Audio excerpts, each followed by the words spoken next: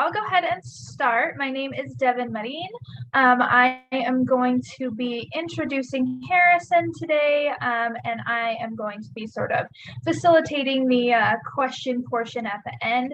I am a master's student in the art education program. I'm in my last semester here at U of A, and so I'm really excited to introduce Harrison. Harrison is the education manager at the Museum of Contemporary Art here in Tucson, as well as a visual artist and researcher. He earned a Bachelor of Fine Arts in Media Arts and a Master of Arts in Art and Visual Culture Education from the University of Arizona. His current research interests include intergenerational collaboration, creative aging programs, and LGBTQ+ issues in museum education. So please join me in giving Harrison a warm welcome. Thank you. Thank you. It looks like I need sharing privileges. Alrighty, let's see.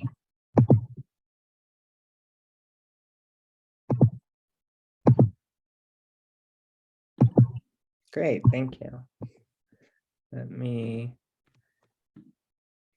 get this up. Well, thank you so much, everyone, for coming. And thank you, Devan and Margot, for helping put this event together and inviting me. Let me make this bigger.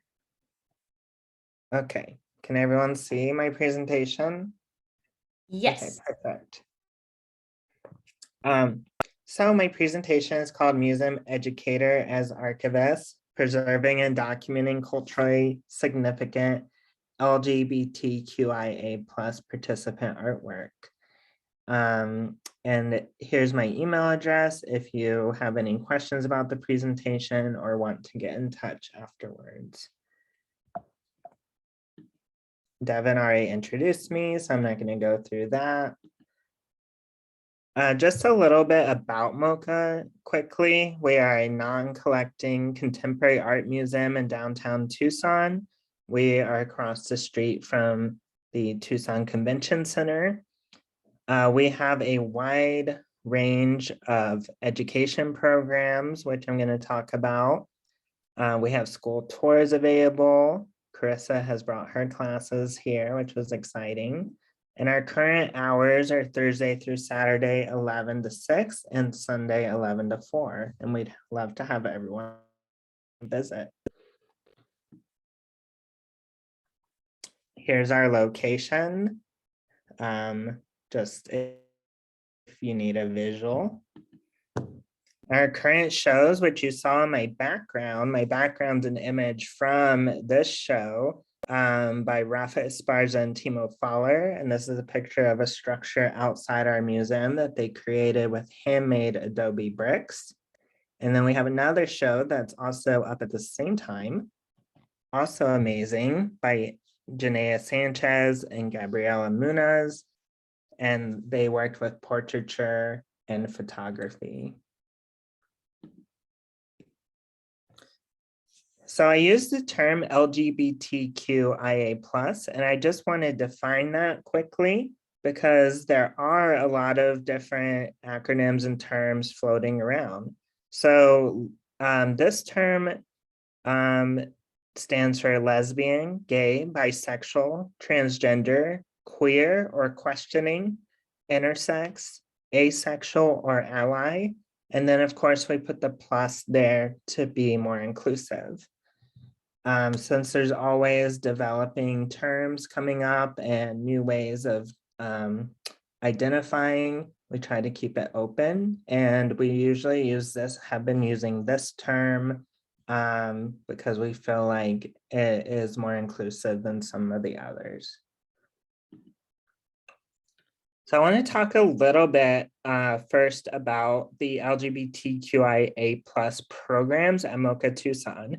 We have a long history of providing programs for this specific community, starting with Stay Gold. And this is a flyer from this semester of Stay Gold. We are in our 10th season.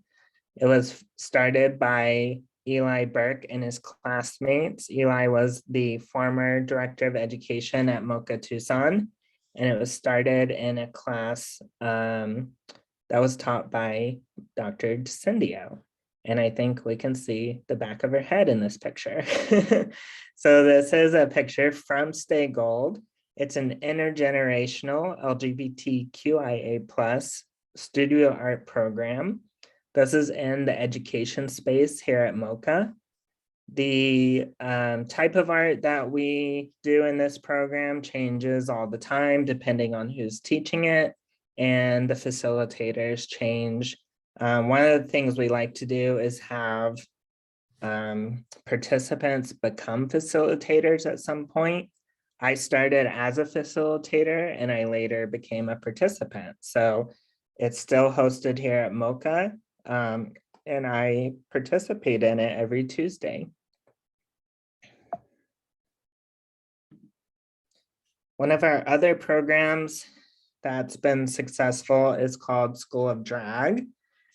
This is a photo from a past season of School of Drag. It currently takes place during the spring semesters every year. Right now we have been running it as intergenerational. It was originally a youth drag program or a youth performing arts program. And then we got feedback from elders and Stay Gold who wanted to join. And so it became an intergenerational program where students learn about performance art and then do a performance for the public at the end. And then finally, this was just a one-time program we did, I believe, in conjunction with a community partner. This is called Made for Flight, which was to honor transgender individuals who had been murdered. And so this kind of was a heavy topic, and I'm going to be talking a little bit more about this program in just a moment. So we're talking about archiving the work of LGBTQI plus participants. So this is something that I am currently researching and trying to figure out the right way to do. And since I've been teaching at Mocha for a few years now, before I stepped into my current role, I have some kind of failure stories at archiving and collecting and preserving LGBTQI plus participant artwork. So I'm going to show you some work of pictures or pictures of work that have been lost to us. So here at Mocha, we don't have a lot of extra space. We don't have, in my department, we don't have a lot of storage space. And over the past few years, storing artwork hasn't been a priority, unfortunately, and because we simply don't have the space. And while we try to document artwork throughout the programs, they are certainly not archival quality, which means that you can see that we just take quick photos that on our phones. They're not ideal lighting or background. They're not from various angles, which is usually required in archiving. So you'll see on the left, this is an image from a few years ago. We made this massive group drawing, and this was really large. I don't know the dimensions, but this is probably only half of it. It was just a really long roll of paper. And we all just worked on this together, taking turns and then working simultaneously to fill up this whole paper. After this session, this beautiful artwork lived in my house in the closet for a few years. And then I think it eventually got recycled, unfortunately. It's just really hard to keep art, especially really large pieces, when you don't have a way or place to display them or store them. I have another image on the right, a beautiful artwork. Most of our artworks that our participants create go home with them, which is wonderful. But we don't necessarily get great images of each one. I think this is a pretty good image compared to some of the images I have. This piece, I think, was also ended up recycled because of the way it was made, with all these different, this one on the left with all these different materials. It was kind of falling apart after being hung up for a while. And then on the right is a picture of a print one of our participants made, and there's different people from our group in this image. Lastly, this was a project that was a queer map of sorts. So we presented to the group an idea of what would it look like if you made a queer map of your experiences. So rather than geographical locations, we focused on our experiences as members of the LGBTQIA+ community. So everyone's interpretation of that was totally different.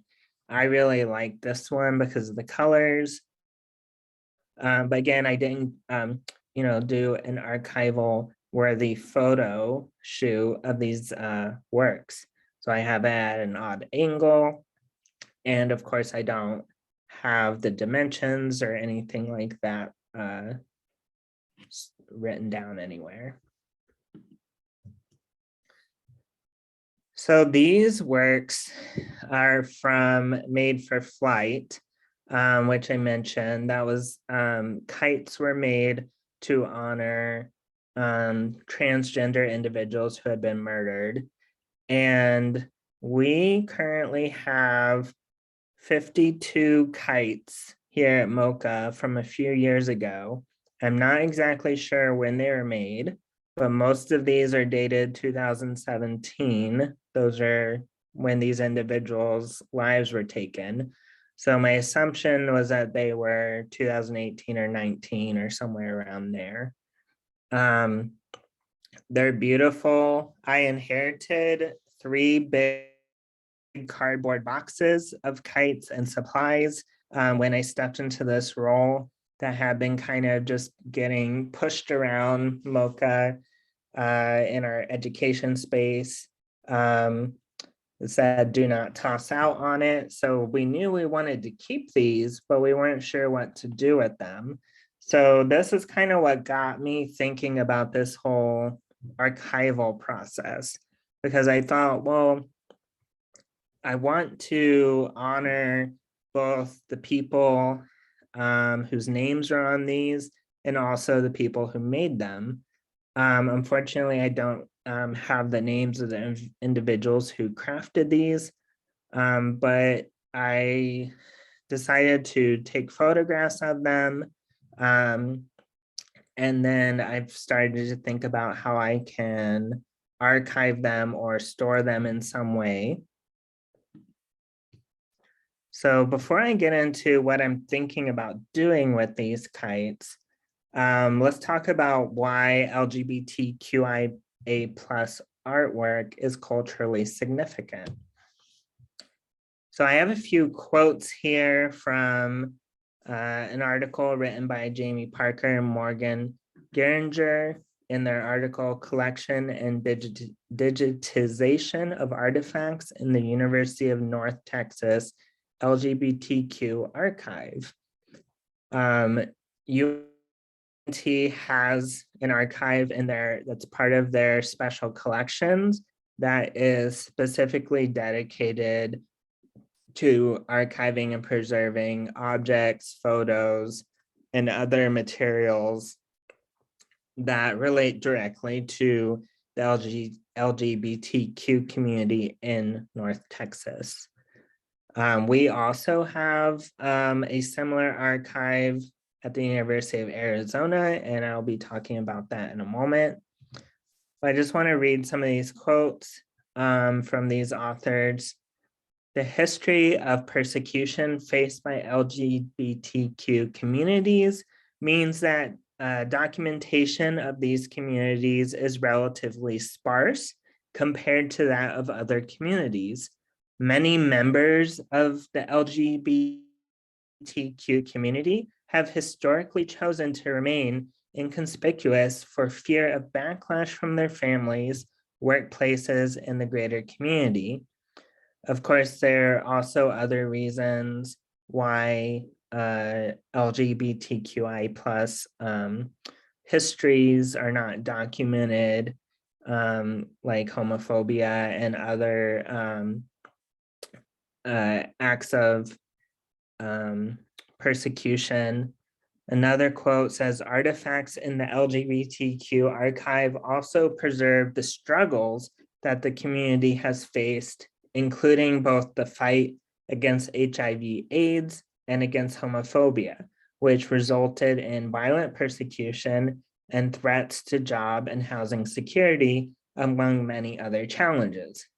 So one of the main points that these authors is making is that this work is important because there's not a lot of it. And over the years, it's been hard to come by because, for one, people don't always identify themselves as the LGBTQI plus community, as part of that community, but also a lot of this work is lost, or those who are making archives don't feel like it's important to keep. So like these objects are getting thrown out or lost, similar to the artwork, some of the artwork that I just talked about, rather than being documented or stored properly. Another quote from an article called Contemporary Art and Alternative Queer Archival Strategies in Central and Eastern Europe.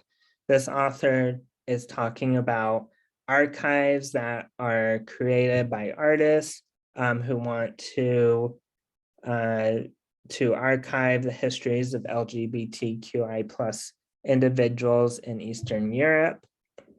And their quote says, these artistic involvements with queer archiving seem to be a serious alternative to the official institutions, which often depend on the changeable political context in a region where cultural and historical organizations rely almost exclusively on the state's financial support. This funding is less and less available for progressive projects in a period of increased conservative and nationalism, always homophobic in Eastern Europe. I think that quote points to why it is necessary for individuals like myself, for museum educators, to preserve whatever is available to myself, because people with the means to put these in larger collections or more official institutions or more official archives aren't necessarily doing that, because a lot of times that relies on the source of funding. Like I mentioned, we have a wonderful queer archive here at the University of Arizona. I'm going to show a quick video that features the person who manages that archive, Dr. Jamie Lee of the University of Arizona. And you can see right behind her, there are some kites, which are from our project, made for flight. So some of the kites already made their way to the archive, and I am hoping that the rest of them can make their way there because I simply don't have space for to properly store them. So let me show you this video and then I will talk a little more about that.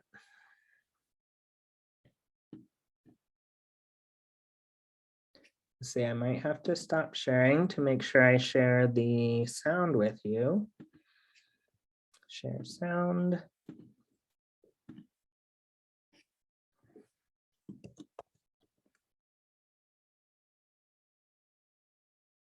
Okay, that's actually not going to work.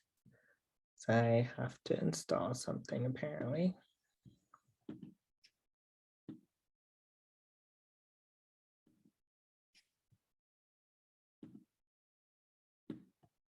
Okay. Sorry about that. Give me 1 second.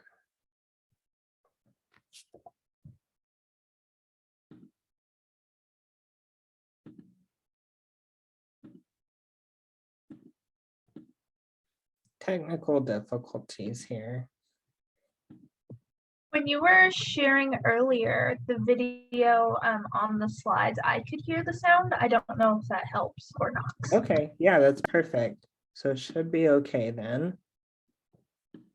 Particular archive, the Arizona Queer Archive, started out of what I had started in 2008 called the Arizona LGBTQ Storytelling Project to now become like multimodal type of archive that collects queer histories that I think in ways also will challenge us as archivists to learn how to think in new ways about how we do archives. And so this is almost what I would consider to be a test kitchen or a laboratory for queer methodologies and queer archival practices as we start to look at what are all of these stories and histories that make up queer history that isn't just one narrative that we often hear in textbooks.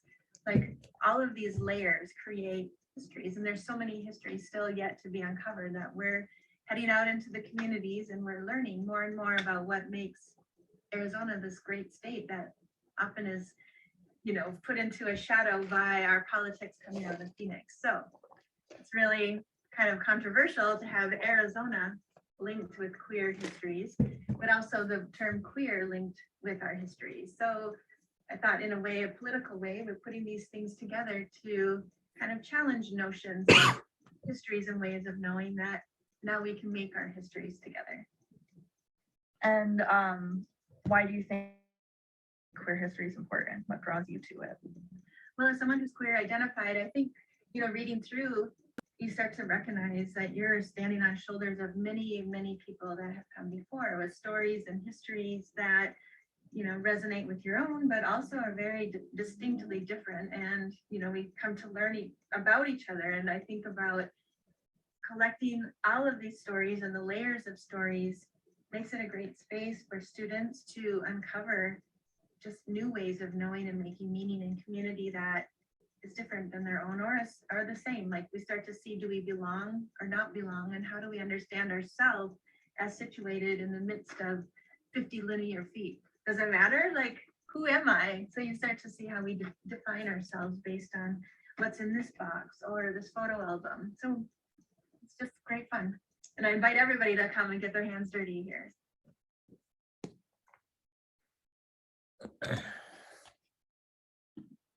All right, so let me switch back to my presentation. Hello, good evening. I'm Mariola Pira. I'm the curator Oops. here at the Barrel List. Okay, let me get back into my presentation. So we saw, unfortunately, the video didn't show much of the archive, but we did hear a little bit about the importance of preserving these objects and as well as what their mission there is. So you can see that they take good care of the objects.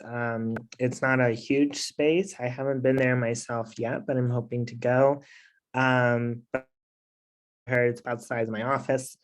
So it's got those metal shelves and then they catalog the artwork or not the artwork, the objects, and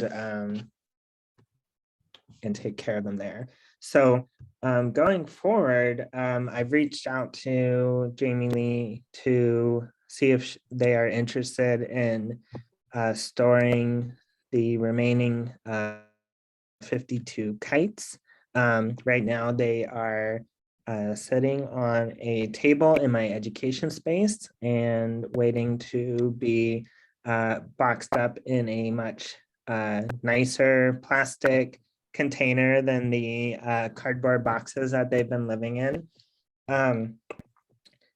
But I am thinking about, going forward with all of the objects that pass through the education space here, especially through the LGBTQIA plus programs, how I'm going to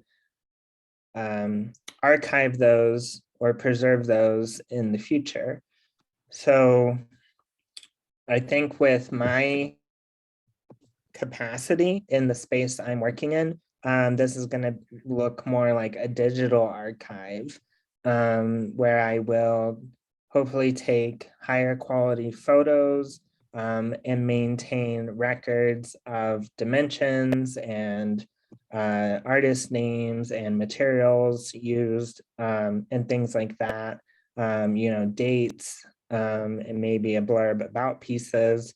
And hopefully that collection can become public at some point.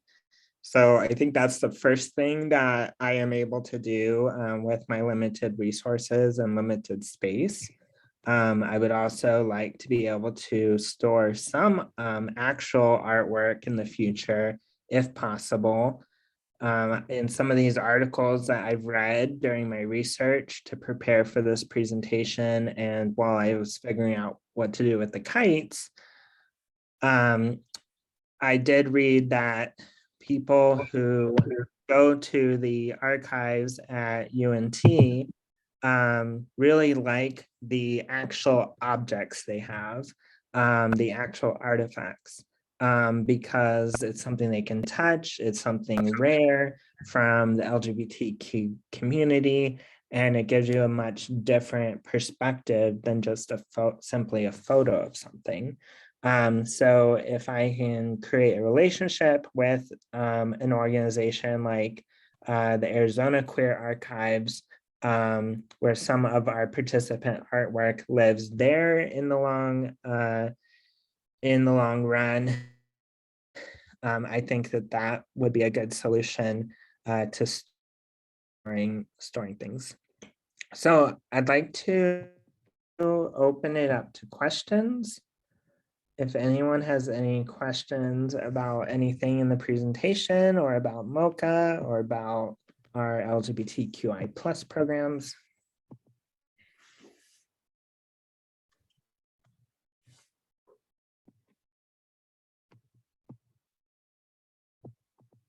I know Margot always has questions. No. I think Devan just messaged me and said that they're having a little bit of trouble with their Zoom too. So they'll hop on in just a second. Cool. Carissa. Harrison, you might have said this and I might have missed it, but do you want volunteers and people to help with any of like the processing of the archival material? Yeah, so at this moment, I don't have enough work to be done to take that on, but in the future, yes, and I will definitely be talking to you about that. That's a great thing for interns from U of A to do. So right now, I just don't have a lot of objects in-house because I haven't been keeping things. Unfortunately, that's just not something we've been doing here, had the capacity to do, but is something I'm interested in doing in the future. So I think in the long run, utilizing interns or other volunteers who are interested in archiving to do photography as well as taking notes, documenting what the objects are and the materials and the dimensions and things like that would be Yeah. helpful. Okay, and I'm happy to help too. Cool. That sounds like a fun weekend project. I know, right? Yeah, Pizza. as I amass more objects, we'll definitely do that. Any other questions? Hi, this is Cindy, Marga's mom. Hi, Cindy. So I work with the U.S. Geological Survey on campus, and I'm just wondering with the University of Arizona connection, if there might be a potential project where some of the 3D objects that you would hope to archive might actually be able to be captured with like a 3D scan, and Ooh. like trying to understand what that process might look like, and what kind of data storage in order to do that, to even potentially 3D print it. I don't know. It's just like, it just seems like there might be some opportunities to leverage some really fancy equipment that Yeah. exist. Yeah, that would be really cool. I will definitely have to touch base with you in the future on that. That is definitely something that I think archives with a lot of resources are looking into or are already doing. I know that there's this concept of images or even 3D images or standing in for the original objects. There's even cases where high quality photos are put on display in place of the original objects, simply because the objects may be too valuable, they may be susceptible to being damaged if they're put on display. So I think that there's a lot of room for potential for something like that. Of course, I'm just now like diving into this. But yeah, that sounds amazing. And I am hoping to create all kinds of relationships across the U of A's campus. So that's awesome.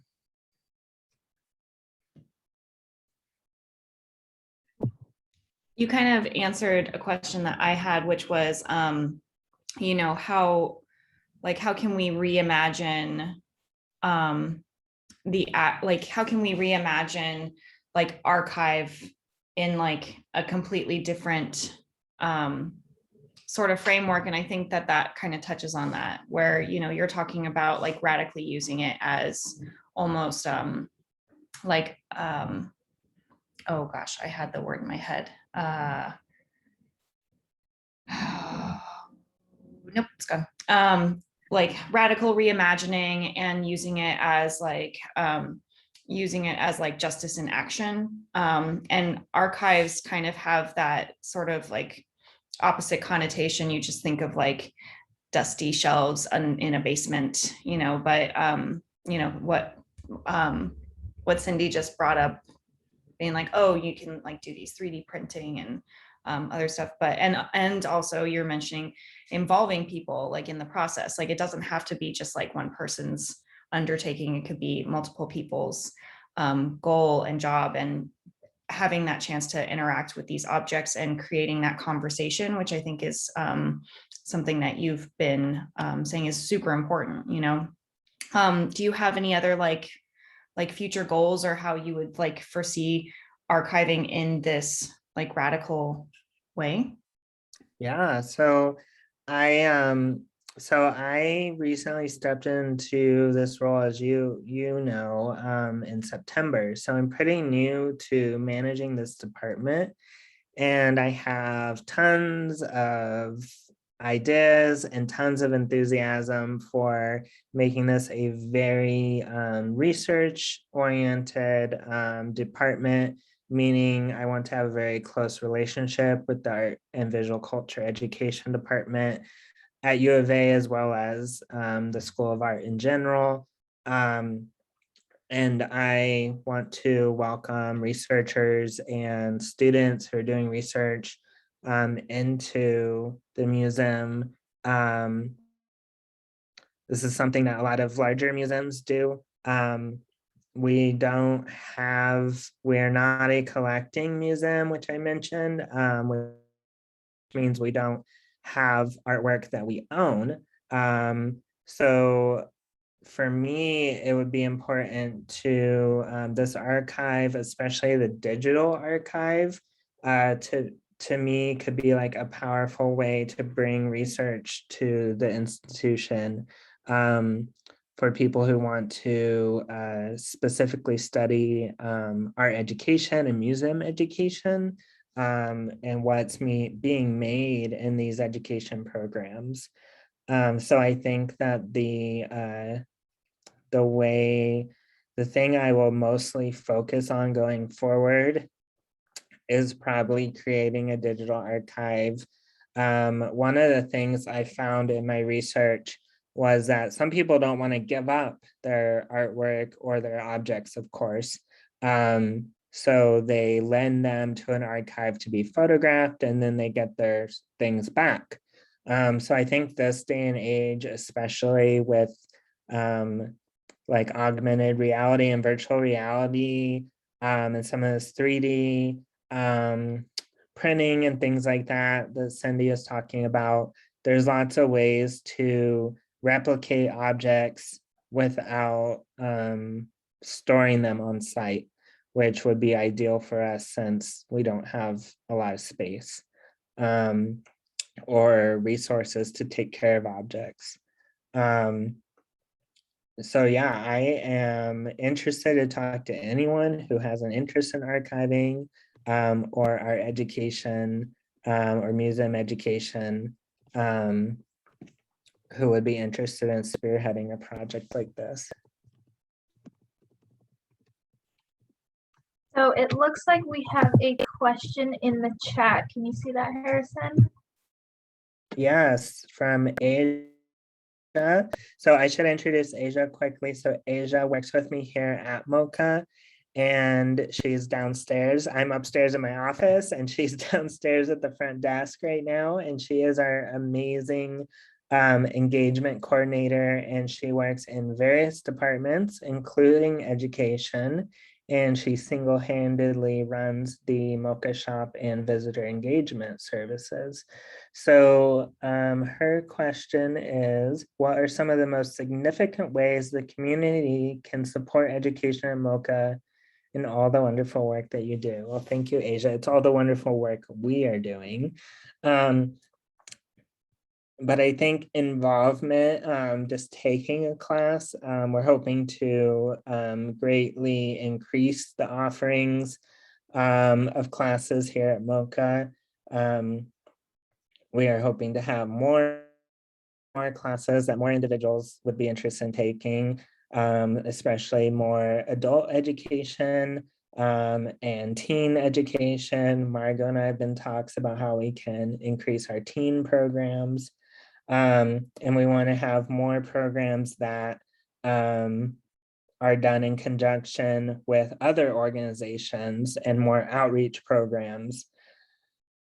So I think just getting involved in a program, of course, we always need financial support, but I think for me, the most important thing is just being involved physically in a program and learning and being a part of the community. Or if you have a skill, an artistic skill to bring to the table, I am always willing to hear out new ideas for education programs.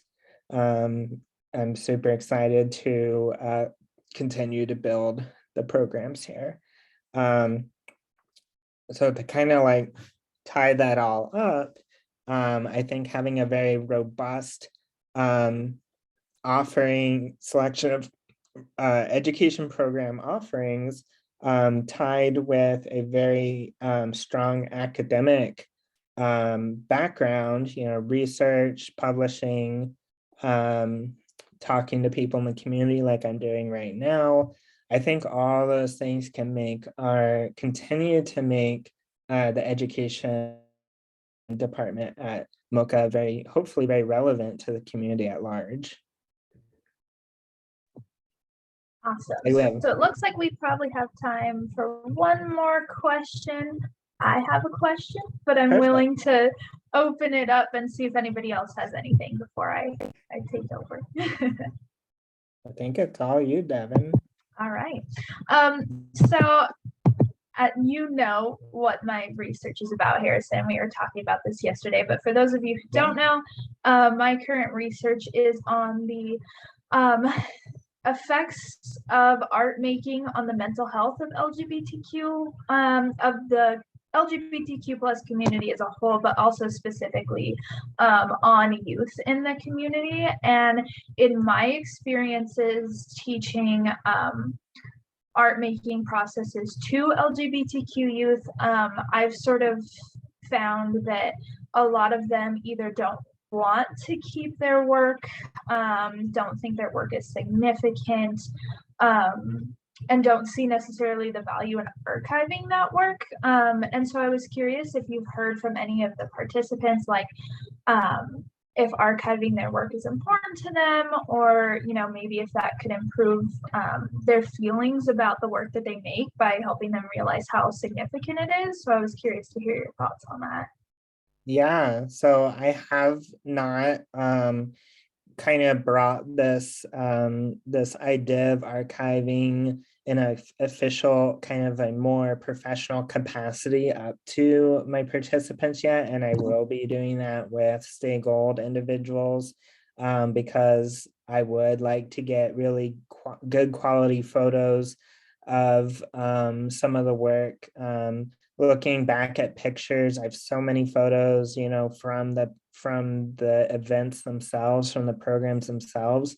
I see all this amazing artwork that I would love to be able to store or display, or just to take really good photos of and document. So I would love to get my hands on some of that, on some of those materials. So that's the first place I'll start, is Stay Gold. But I see a similar trend, is that probably for the most part, my participants are going to be shy about that. But I think that it takes some encouragement.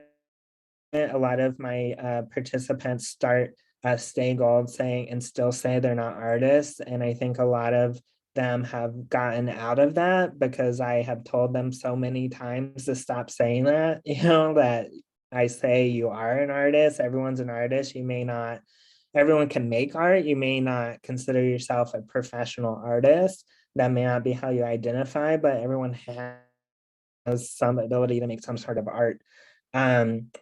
But I've seen individuals who've been coming since the beginning of Stay Gold, or who have been involved for several years, grow as artists, and their confidence has also grown. So I think, like you said, just presenting to people that this is something that we feel is important to document would also boost their self-esteem. Well, thank you so much, Harrison. This was wonderful. Thank you, everyone, for coming, and enjoy the rest of your day.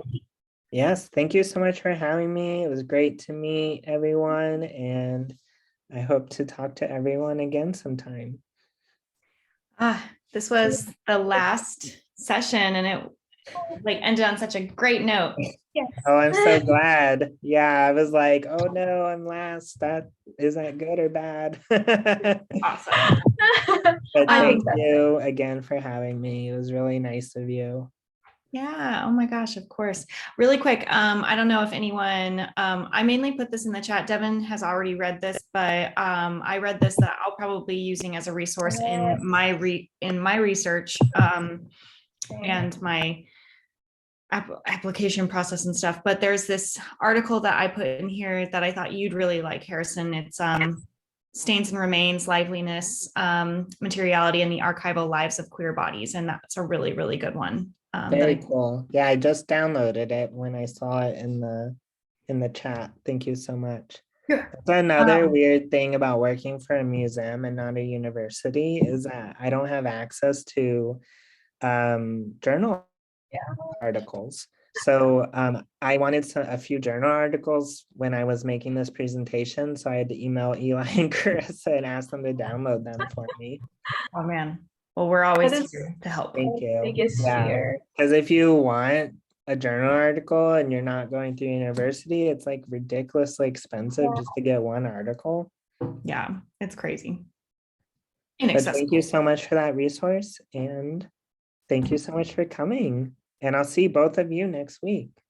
Yeah. Yeah. Have a good weekend. Thank you, everyone. Thank you, everybody.